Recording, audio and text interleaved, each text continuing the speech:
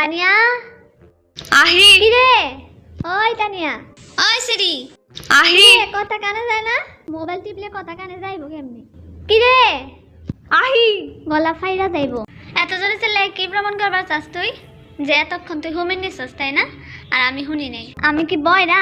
আচ্ছা তোর কথাও যদি মানে নেই তাইলে আমি কমু এতবার আহি আহি না কইয়া আয়া পড়লেই তো পারতি। হে কোন শুন থেকে ডাকতেছ? হবাই হুমিন নাই ও।